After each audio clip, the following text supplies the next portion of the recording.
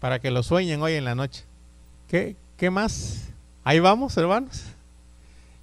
Llegamos al punto, vean qué interesante, estamos llegando al punto donde comienza el Cordero, que fue el único digno de tomar el libro y de romper sus sellos. Comienza rompiendo el primer sello.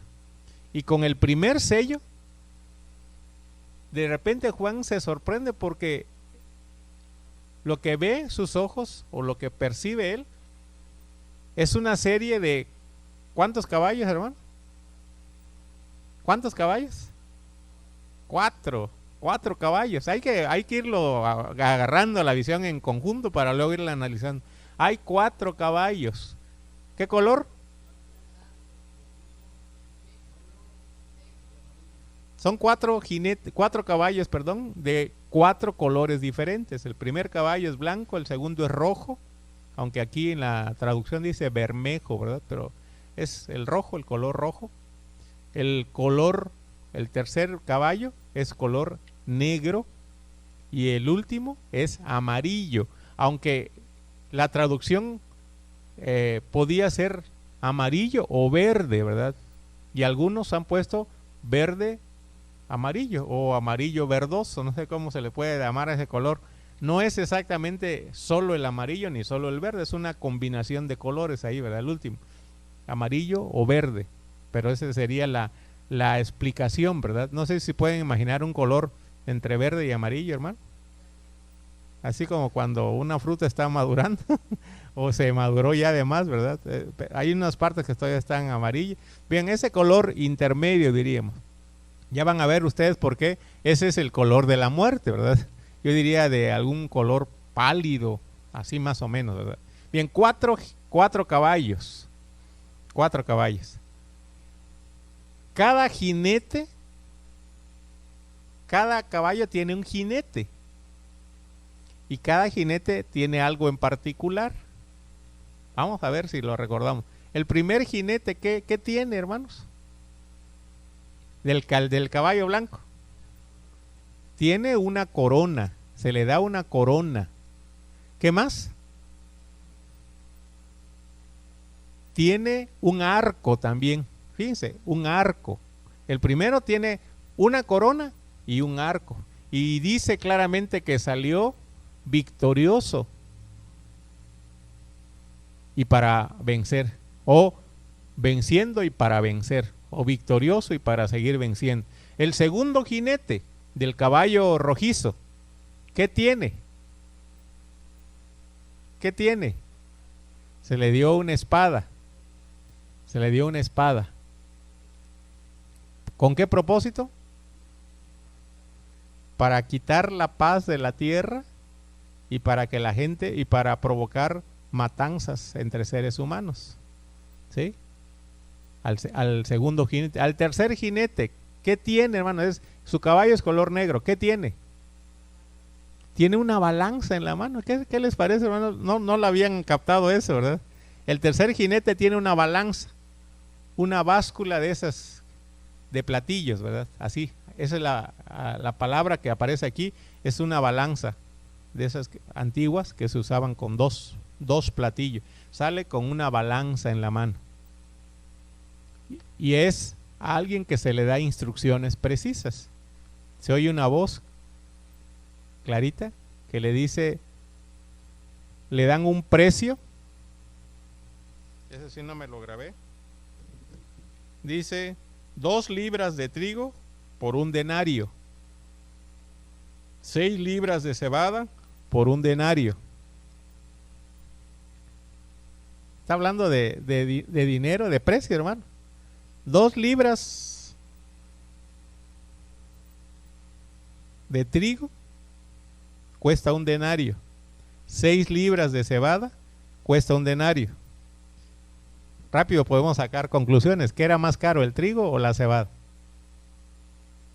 Hermano, ¿qué es más caro, el trigo o la cebada?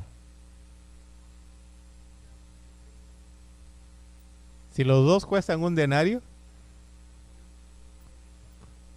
por 1 denario dan 2 libras de trigo y 6 libras de cebada, obviamente, ¿verdad? Entre comprar trigo y comprar cebada, pues es más barato comprar cebada. Si ustedes fueran a comprar pan, ¿de qué les gustaría su pan, hermano? ¿De trigo o de cebada? La cebada, le digo, era el pan de los pobres. Bueno, el pan, aquí trigo y cebada se usa para hacer pan, para comida. Pero estos eran alimentos populares, algo así como decir maíz y frijol. ¿Sí? Fíjense bien, todavía no estamos interpretando, solamente estamos tratando de explicar, porque algunas cosas se nos pasan. Es como decir frijol y maíz, cosas muy comunes. Y aunque sea nada más un adelanto o una pregunta, ¿cómo ven este precio? ¿Caro o barato? ¿Está caro o está barato?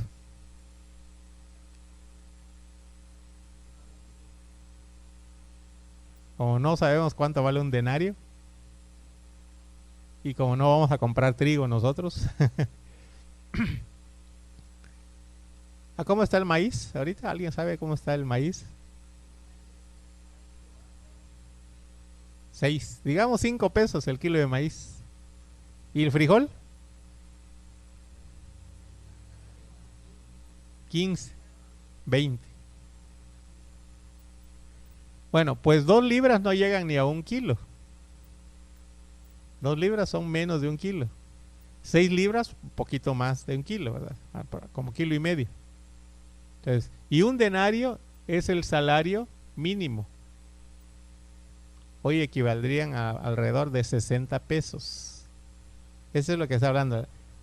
Por el salario de una persona, de un trabajador, se compran 2 libras de trigo y alcanzaban para comprar 6 libras de cebada, kilo y medio de cebada. Pero le dan una orden, pero al vino y al aceite, a esos no los dañes, dijo, ¿verdad? No dañes el vino ni el aceite. Eso es lo único que podemos decir del tercer caballo. Del último caballo con su último jinete, ¿quién monta ese caballo, hermano? El caballo amarillo o verdoso. ¿Quién está montando ese caballo? Dice, ¿verdad? Y el que lo montaba tenía por nombre Muerte. Es el único que tiene nombre, ¿verdad? De los 4 jinetes es el único que tiene nombre. Al que montaba el último caballo, el caballo amarillo o verdoso, al que lo montaba se llamaba Muerte, pero lo venía siguiendo el Hades. No venían los dos arriba o encima del caballo. El jinete se llama Muerte, pero lo venía siguiendo el Hades. ¿Quién es el Hades, hermano? ¿O qué es el Hades? Es en el pensamiento del Antiguo Testamento, es el lugar donde van los muertos. Es el reino de la muerte, así, el territorio de la muerte. En términos generales, diríamos hoy los sepulcros, ¿no? Pero es más que eso, es el lugar o el reino de la muerte. Lo venía siguiendo el Hades. Y le fue dada potestad sobre la 4ª parte de la tierra para matar con espada, con hambre, con mortandad y con las fieras de la tierra. Bien. Así que hoy llegamos hasta la primera parte de esta visión, que son 4 sellos. Se están rompiendo los 7 sellos. La historia, hermanos, vean ustedes, la historia no es una serie de acontecimientos catastróficos que no tiene sentido. La historia humana no es una historia que no tenga propósito ni tenga esperanza. La humanidad está en las manos de Dios y en las manos del Cordero. La clave para entender la historia es Cristo Jesús. Esto es algo grandioso que nos dejó el capítulo 5. La historia humana tiene propósito, hermanos. La humanidad tiene esperanza en Cristo Jesús. No podemos entender, lejos de Cristo, hermanos, no tiene sentido la historia ni la vida. En Cristo podemos entender perfectamente que la historia marcha hacia una meta. La meta es cumplir el propósito de Dios cuando creó la humanidad. Y el encargado, el ejecutor de que ese propósito se cumpla, es Jesucristo, el Cordero, nuestro Señor. En la mano de Él está ahora este rollo y se va rompiendo un sello por un sello. Quiero que veamos, hermanos, qué importante es nuevamente en Apocalipsis los sentidos, ver y oír. Insisto, hermanos, insisto en que el libro de Apocalipsis tenemos que compenetrar y preguntamos, a ver, ¿qué nos está contando Juan? ¿Qué oye Juan? ¿Qué ve Juan? Es muy importante. Comienza el capítulo 6, vean ustedes, tienen a mano ahí. El capítulo 6 comienza con la palabra vi. Vi. Y yo recuerdo que al inicio de este nuevo año o al final del año pasado, en el último culto, el 31 de diciembre, prediqué en el libro de Apocalipsis. Y en el mismo libro de Apocalipsis, nada más que más adelante, el pasaje que escogí fue donde dice, y yo Juan vi cielo nuevo y tierra nueva, porque el primer cielo y la primera tierra pasaron. Y vi la nueva Jerusalén descender del cielo de Dios. Yo les he dicho, hermanos, qué importante es que nosotros veamos bien. Qué importante es que vivamos teniendo una visión de las cosas. Pero ahora quiero agregar, qué importante es que comencemos viendo donde se debe empezar viendo. ¿Dónde se debe empezar viendo, hermano? ¿Dónde debemos empezar viendo? ¿Dónde? ¿Dónde debemos poner primero nuestros ojos? ¿En Dios? En la realidad de Dios, en el mundo de Dios, en los propósitos de Dios. Si no, hermano, nos vamos a deprimir, nos vamos a desesperar y nos vamos a desesperanzar. Es cierto, hermanos, la historia a veces parece injusta, caótica, complicada. Parece que no se va a componer. Pero si empezamos viendo los problemas de nuestro mundo, nos vamos a desesperar, hermanos. Hay que ver, sí, pero hay que empezar viendo la realidad de Dios. Es lo que Juan nos está diciendo. Primero veamos a Dios. Y es lo mismo, curiosamente, que nos dijo el Señor Jesucristo cuando nos dio la oración del Padre Nuestro. Lo hemos estado repitiendo los jueves. Si ustedes recuerdan cómo empieza el Padre Nuestro.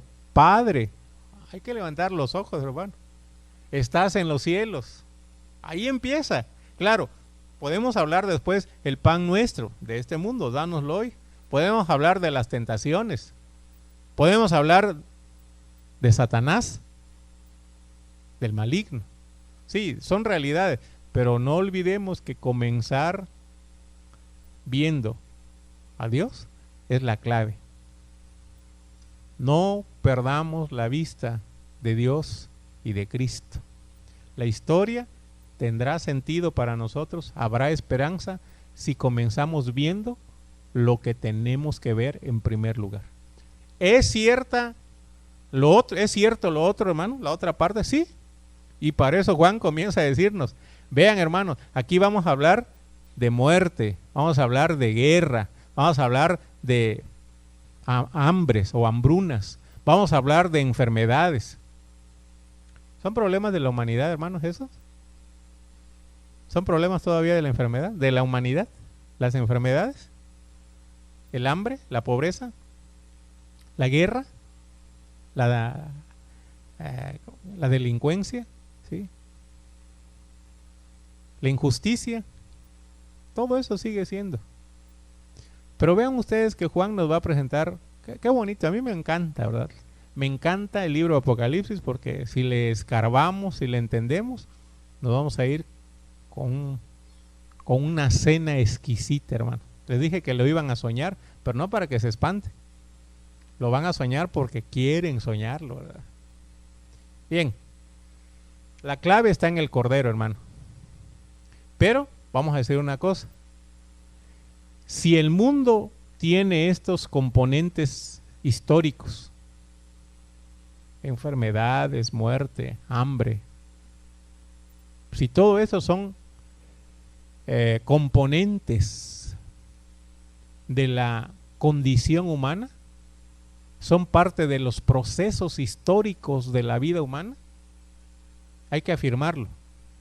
Están en las manos de Cristo. Ninguno de esos caballos sale si Cristo no rompe el sello. Ninguno de esos caballos sale si uno de los 4 seres vivos o vivientes no le da la orden de salir. Fíjense qué interesante es cómo nos lo está contando Juan. Ninguno de estos procesos históricos comienza si no es Cristo Jesús quien rompe el sello. Ninguno de estos procesos históricos arranca si los seres vivos no los llaman. ¿Qué estamos viendo, hermanos? ¿Qué estamos viendo? ¿Qué representa el Cordero, hermanos? Ya lo vimos en el capítulo 5, yo les dije, ¿qué representa Jesucristo? ¿Qué representa el Cordero? ¿Qué aspecto de la teología cristiana representa el Cordero? Yo les dije claramente, el capítulo 5 habla de, ahí vamos a ver, teología de la redención. Pero ¿de qué nos hablan los 4 seres vivientes? Que aquí el Cordero rompe el sello, pero uno de los 4 seres vivientes da la orden. ¿Qué significan los 4 seres vivientes? Ya lo dijimos también. Espero que no se olviden los que están estudiando Apocalipsis. ¿Qué representan los 4 seres vivos? Los 4 seres vivientes, no los 4 jinetes. Ya lo dijimos, los 4 seres vivientes están en capítulo 4 y 5. Hacen su aparición. Ellos están alrededor del trono de Dios. Ellos cantan incesantemente. Por eso no es bueno apuntar, hermano, pues si no se les va a olvidar. Los 4 seres vivientes, ¿qué representan? No, esos serían los 4 jinetes. Acuérdense que no son los 4 seres vivientes, no son los jinetes. No se vayan a confundir, hermanos. Los 4 caballos no tienen como jinetes a los 4 seres vivientes. No, por favor, ¿verdad? No se vayan a confundir. Los 4 seres vivientes los tenemos en el cielo desde el capítulo 4.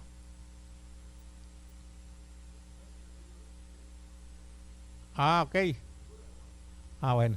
No, eso no es correcto, ¿verdad? Los 4 seres vivientes representan toda la vida, toda forma de vida. Acuérdense. Dijimos, uno de ellos tiene cara de león. Eso ya quedó en los capítulos anteriores, hermano. Otro tiene cara de becerro. Otro tiene cara de ser humano, rostro como de humano. Y el otro como de águila. Representan todo lo que respira, como dice el Salmo 150. Y si ustedes ven el capítulo 4 y 5, van a encontrar a los seres vivientes que son los que están más cerca del trono del que está sentado ahí, de Dios. La vida, todo lo que respira, toda la creación, lo representan los 4 seres vivientes. Y otra vez aquí, hermanos, están unidas 2 líneas.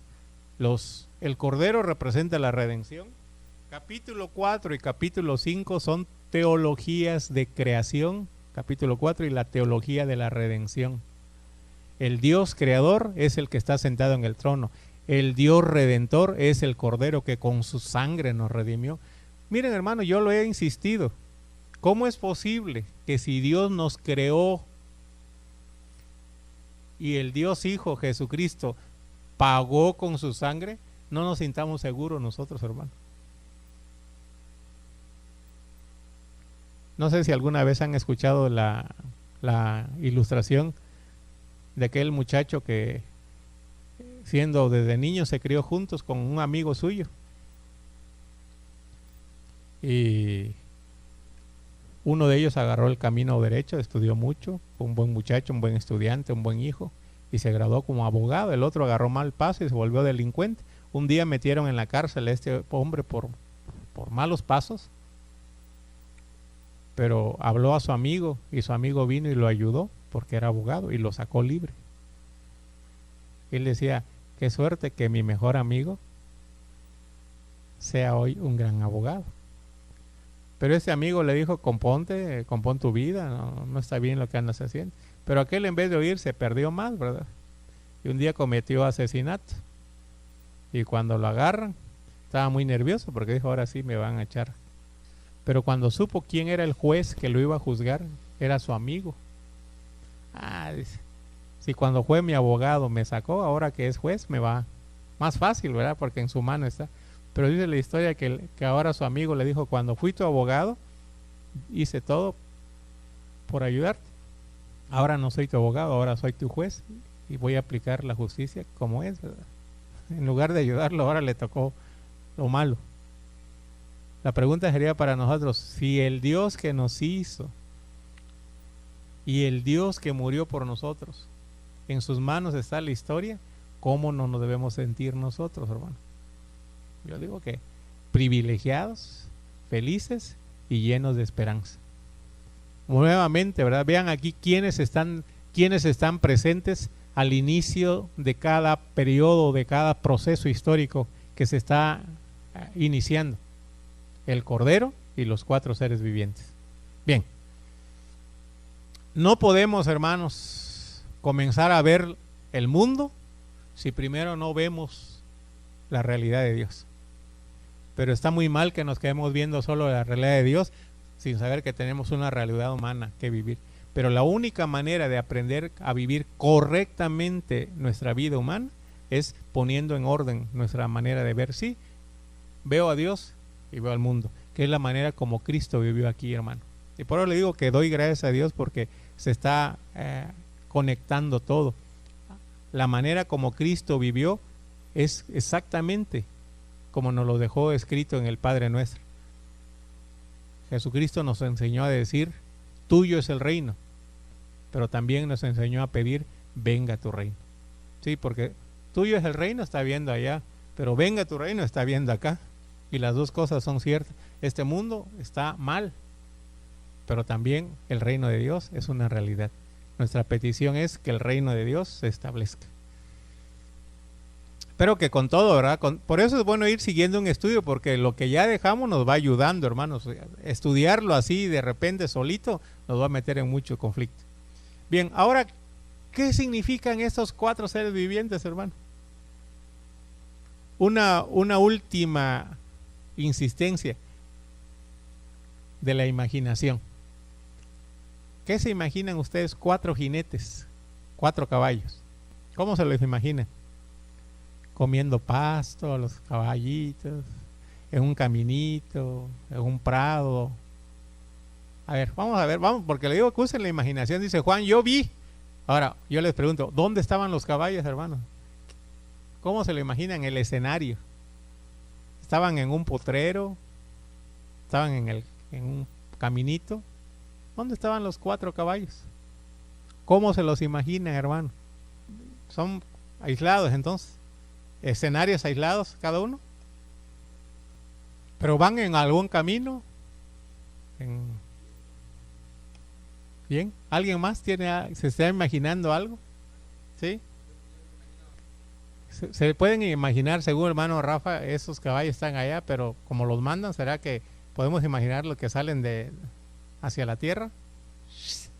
Como caballos voladores. Hermano Jorge.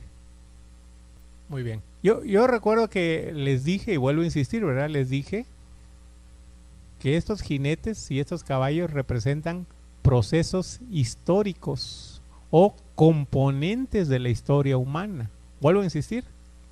Los caballos son vectores, si alguno de ustedes le ayuda a esa palabra, son componentes de la historia humana. Vemos la historia humana como algo grande que a veces jala a alguien para acá y a alguien para allá, pero esos elementos, esos elementos que a veces están en tensión, esos elementos que componen la historia humana, están representados por los 4 caballos. ¿Sí? Estamos hablando entonces acuérdense que Juan llora porque nadie puede abrir el rollo, y ahí está el fin de la historia, el final de la historia. ¿En qué consiste la historia de la humanidad? ¿Tiene sentido? ¿Tiene esperanza? Y Juan llora. Y acuérdense que yo les dije el martes pasado, comenzó con llanto, terminó con canto, porque termina un gran culto de oración al que es digno. Y los 4 seres vivientes contestan amén. Y cuando los 4 seres vivientes terminan diciendo amén, toda la iglesia, todos nosotros terminamos diciendo amén, así es. la historia tiene sentido y esperanza en Cristo Jesús.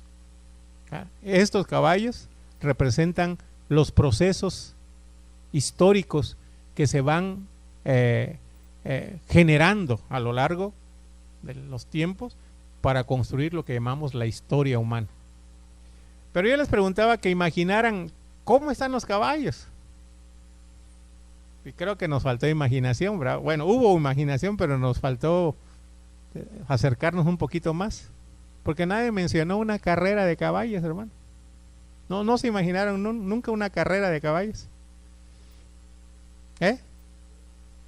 Los caballos en el mundo romano eran una distracción, hermanos. Eran un estadio normalmente, donde estaban los caballos. No sé si alguno de ustedes ha visto la película Ben-Hur. Bueno, van a ver ahí que la diversión más grande eran las competencias de caballo. Entonces Juan lo que está viendo es una competencia de caballo. Está en el estadio, en el hipódromo, ¿verdad? Porque dice que cada uno de ellos le dicen ven y sale corriendo. Están listos, están... Y hay un dato interesante. El primer caballo, el primer jinete dice, y miré, versículo 2, y he aquí un caballo blanco. El que lo montaba tenía un arco y le fue dada una corona. ¿A quién se le daba una corona, hermano? En las competencias, ¿a quién se le daba la corona? Pues al vencedor, hermano. Aquí no dice que era una corona de oro, dice, se le dio una corona. Acuérdense que las coronas eran entretejidas entre ciertas plantas, ¿verdad? Entre ellas olivo, ¿sí? Era una corona, laurel, olivo, que se entretejían y se le ponían como señal de victoria. Y curiosamente en el capítulo 5 se nos dice que el Cordero ha vencido. Entonces, es muy importante, ¿verdad? Imaginarnos a los caballos. Están en competencia. Pero aquí no vamos a saber en qué terminó la carrera. Desde el principio ya sabemos quién va a ganar. ¿Qué les parece, hermano? Desde el inicio ya sabemos quién va a ganar. ¿Quién va a ganar de esa carrera, hermano?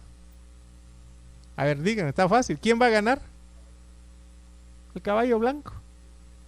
Desde el inicio. Y no solamente va a ganar, dice, se le dio la corona. ¿Cómo salió?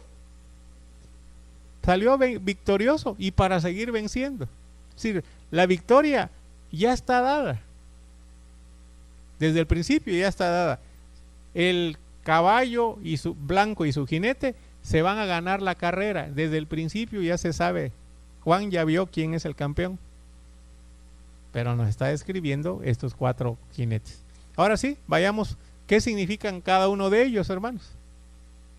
Los últimos 3 de estos 4, los últimos 3 son bastante fáciles de ubicar, de interpretar simbólicamente, de entender el símbolo. El que ha costado más trabajo es el primer jinete, el caballo blanco. Es el que cuesta más trabajo. Hay varias propuestas, hermanos. ¿Qué significa el caballo blanco? Y hoy voy a explicarle una de ellas, la que a mí me parece más convincente, ¿verdad? Pero hay varias propuestas, así que si alguno de ustedes antes de oír la que le voy a decir tiene alguna idea, o cómo le ha entendido este caballo blanco, ¿qué significa, hermanos? ¿Qué significa el caballo blanco? Si les dejan de tarea un día, digan quién es el caballo blanco, qué significa, ¿qué contestarían, hermano? Si ustedes hoy sueñan con los 4 jinetes, ¿quién? Jesucristo, el caballo blanco es Jesucristo.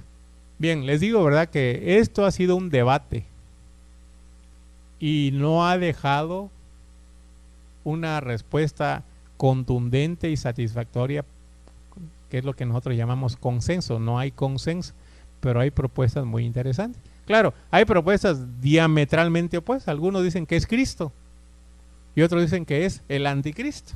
¿Cómo lo ven? Hay gente que dice que es el anticristo. Bueno, hay muchas propuestas, ¿verdad? Varias propuestas, no decir muchas. Hay varias propuestas, por lo menos unas 8 propuestas de qué puede significar.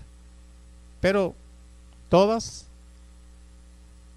algunas son sólidos sus argumentos para decir por esto y por eso. Pero también tienen muchas debilidades. Y entre todas, ¿verdad? Y entre todas las propuestas, hay unas que son argumentos muy fuertes y los en contra muy débiles. Entonces, sería la que adoptaríamos nosotros, ¿verdad? Como interpretación para el primer caballo, el blanco, que es el que más ha costado trabajo entender. El primer caballo, hermanos, y su jinete significa el Evangelio de Cristo. No solamente Cristo, no Cristo, es el Evangelio de Cristo. Y propiamente hablando, la proclamación de las buenas noticias de que el reino de Dios ha venido en Cristo Jesús. Proclamación del Evangelio. Eso significa el caballo blanco. Les doy simplemente de los muchos argumentos a favor, voy a darle una o dos. Algunos estudiosos han comparado esta visión de Juan, hermanos, donde se mencionan los componentes o los componentes de los procesos históricos que van a venir en la humanidad. Han comparado Apocalipsis 6 con Mateo 24, que es un pasaje apocalíptico, ya lo estudiamos en la escuela dominical, cuando le preguntan a Jesús, ¿y qué señal habrá de tu venida? ¿Qué señales habrán del final del mundo? Y el Señor Jesucristo comienza a enseñar capítulos 24 y 25 de Mateo, lo que llamamos el discurso escatológico. Ya lo pasamos en la escuela dominical. Comienza a decir algunas cosas. Bueno, si se comparan, uno está en forma de discurso, fíjense, Mateo está en forma de discurso, pero Apocalipsis está en forma de visión. Pero entendiéndolos bien, muchos elementos que hay aquí también aparecen aquí. Hambre, muerte, guerra, enfermedades, también aparecen en Mateo 24. Pero en Mateo 24 también habla, Jesús y dice, y el Evangelio será proclamado en todas las naciones. Con esto se está dando un argumento de que la proclamación del Evangelio es un componente de la historia. Así como la muerte, la guerra, las enfermedades son componentes históricos, también el Evangelio, la proclamación del Evangelio por la iglesia con el poder del Espíritu Santo también es un componente histórico y muy importante, hermano. Y curiosamente, este caballo dice que traía ya la corona y su jinete salió venciendo y para vencer. Hay pasajes del Antiguo Testamento donde se menciona a Dios sentado en un caballo y lanzando con su arco flechas que son su palabra. Hay pasajes, suficientes pasajes en el Antiguo Testamento donde se describe a Dios como un jinete lanzando flechas y acertando en el corazón de sus enemigos. Y no habla de destrucción, sino de la palabra de Dios calando al enemigo. Son los argumentos de por qué aquí el caballo blanco representa la proclamación del Evangelio del reino de Dios en Cristo Jesús. Un último, para que no se vayan con tan poquitos argumentos, un último. Vean en el versículo 8, hermanos. Fíjense, no sé si habían reparado en el último versículo que leímos hoy. Dice, le fue dada potestad sobre la cuarta parte de la tierra. Estamos hablando del verso 8 del capítulo 6. Para matar, ¿qué dice? Vamos a leerlo juntos para que vean que están leyendo. Para matar con espada, con hambre, con mortandad y con las fieras de la tierra. Pero no aparece el arco del que iban a matar con el arco del que estaba del caballo. Es el arma o supuestamente arma que tiene el caballo blanco, el jinete del caballo blanco, no aparece en la lista de los instrumentos de muerte en el versículo 8. Es decir, el arco no está considerado entonces un instrumento de destrucción ni de muerte. Ese sería un tercer argumento. Y hay muchos más, ¿verdad? Podríamos pasarnos un buen estudio así, diciéndoles por qué esta interpretación de que el caballo blanco representa la proclamación del Evangelio del reino de Dios en Cristo de las buenas noticias del reinado de Dios en Cristo, es una de las más fuertes y de las que hemos de adoptar en nuestro estudio. Bien, así que el primer caballo sale, pero ya sale con la victoria. Es decir, ¿qué nos está diciendo, hermano? La iglesia cristiana, aun cuando enfrente al enemigo y aun cuando parezcan ser demasiado débiles y poquitos, está llamado al triunfo. La victoria ya está. El caballo blanco salió venciendo y para seguir venciendo. No es problema. El evangelio terminará conquistando al mundo entero. El reino de Dios, que es la predicación del Antiguo y del Nuevo Testamento. Cuando Jesús cuenta la parábola, cualquiera de sus parábolas, la de la semilla de mostaza, dice, aunque la semilla de mostaza es la más chiquita de todas las semillas, un día va a crecer y va a llegar a ser una gran hortaliza. Y ahí van a llegar las aves de los cielos a hacer sus nidos. Es decir, lo que empezó muy chiquito terminará muy grande. Así es el reino de Dios. En esa línea está la interpretación del caballo blanco. ¿Alguna pregunta, hermanos? Vamos a avanzar entonces. Estamos apenas con el primer caballo, con el caballo blanco. De los 4 jinetes, ya sabemos. Juan nos está pintando. La historia tiene componentes. La historia humana va a tener, a lo largo de todos los años que sea la historia humana, van a tener fuerzas de muerte.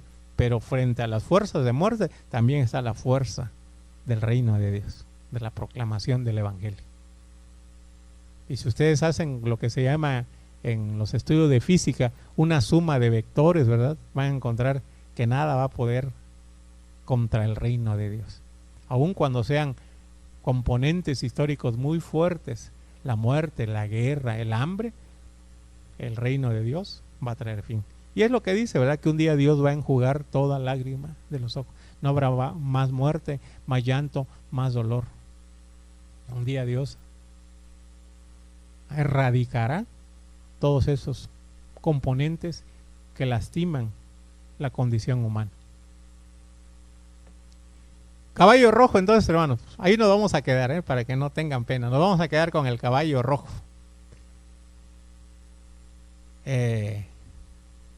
Rojo, ¿qué significa el caballo rojo, hermanos? Está más fácil. ¿Cuál sería el significado? ¿Qué representa o qué simboliza el caballo rojo, hermano? La guerra, exactamente. La guerra. La violencia. Rojo de sangre, alguien dijo, ¿verdad? Rojo de sangre, sí, la sangre derramada. Por eso es rojo el caballo. ¿Se acuerdan que dijo Jesús? Oiréis de guerras y de rumores de guerras. La guerra es un componente de la historia humana, hermanos. Pero no solo en la época antigua. Hasta el día de hoy, hermanos, hay guerra. Hasta el día de hoy hay violencia. Hasta el día de hoy se derrama mucha sangre entre gente que se mata una a la otra. Por dinero, por poder, por defender tierras, territorios. Ese es un componente de la historia humana. Y yo pregunto, ¿por qué color rojo, hermanos? ¿Por qué le pondrían rojo al caballo este? Algunos dirán, está facilito. ¿Por qué es de color rojo este caballo? Que significa la guerra, la violencia. ¿Por qué se les ocurre que ese es color rojo, hermano?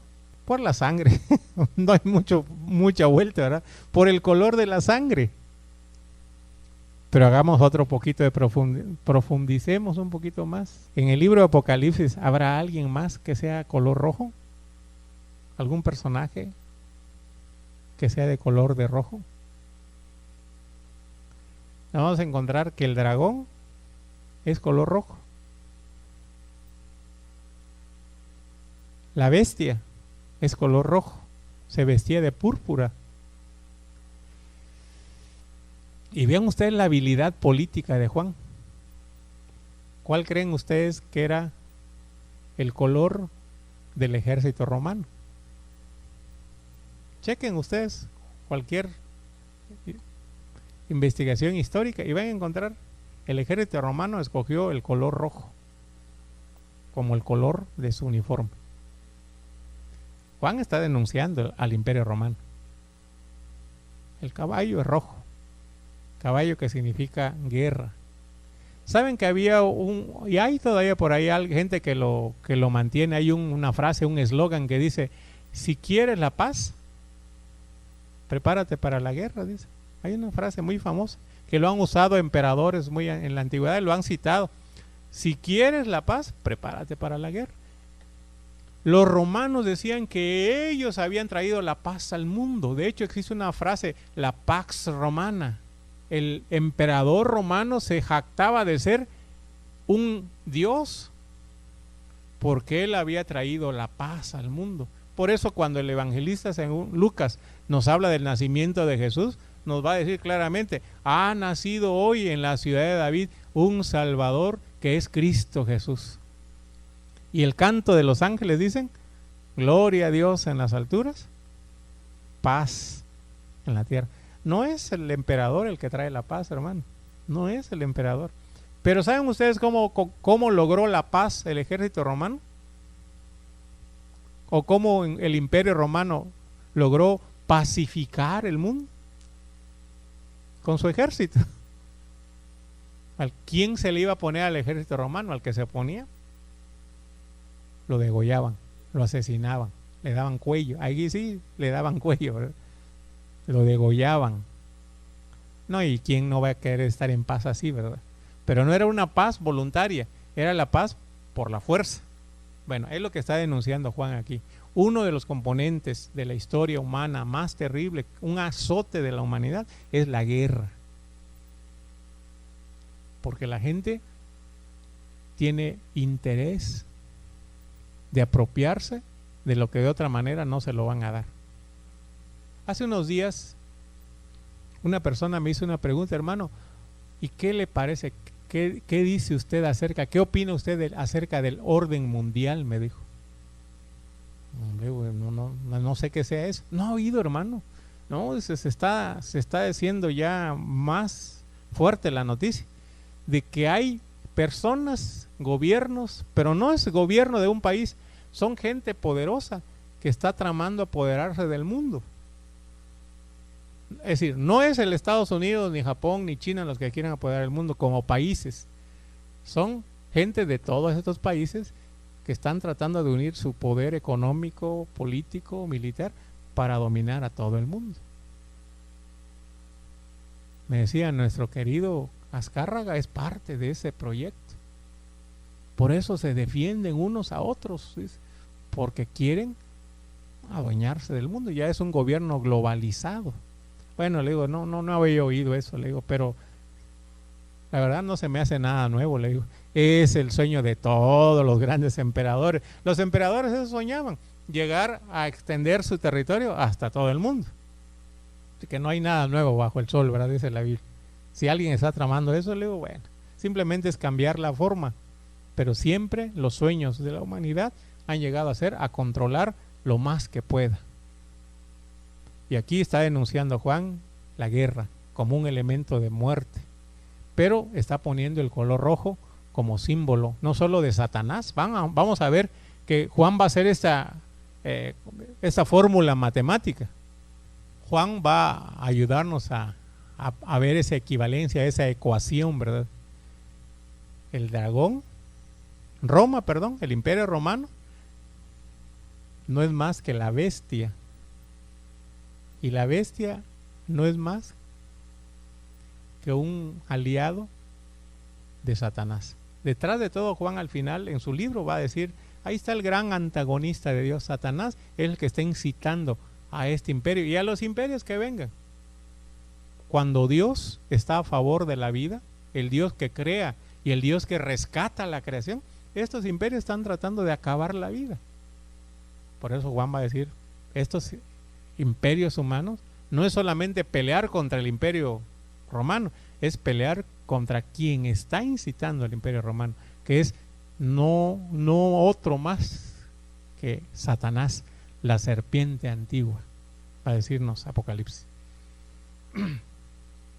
Bien, hermanos, vean ustedes que para mayor equivalencia, Juan dice que se le dio a este jinete del caballo rojo. ¿Qué se le dio? ¿Qué tiene en su mano?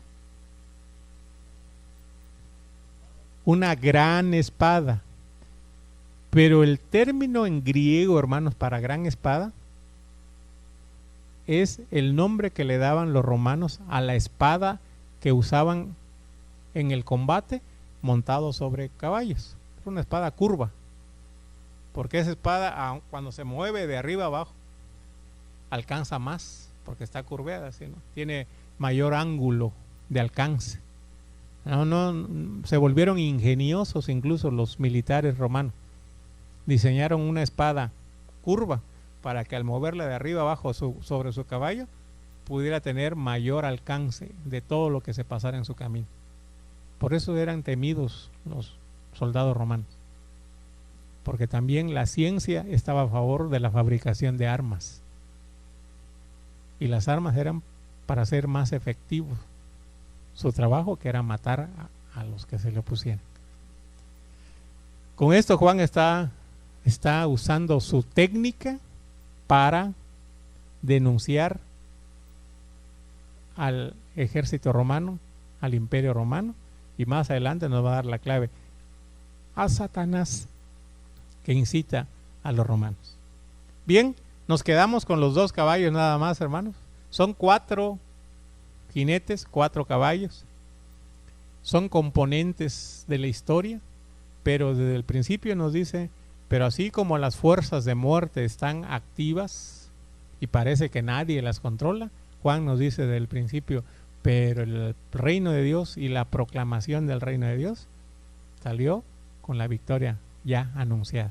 No vamos a ver quién va a ganar al final. Esto es lo interesante de lo que nos dice Juan. ¿No sabes quién va a ganar? Sí, desde el principio ya sabemos quién va a ganar: Dios y su reino. Y lo que está haciendo esto nada más es salir, pero ellos son solamente componentes menores de la historia humana.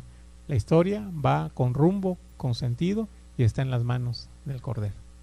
Bien, nos quedamos con esos 2 caballos y sus jinetes, y vamos a completar el próximo martes, si Dios lo permite, o el siguiente, ¿verdad? Porque estaremos en campamento el próximo martes, pero en el siguiente estudio vamos a completar los 2 restantes. Ya veremos cómo sintetizamos el cuadro completo de estos caballos del Apocalipsis. Que Dios nos bendiga, hermanos, y no es para nada un sueño horrorífico, hermano. Al contrario, es un sueño alentador, o podría convertirse en una visión alentadora. La historia está del lado de Dios y asegurada.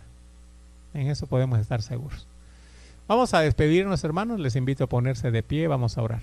Padre, te damos gracias por tu palabra, por el consuelo.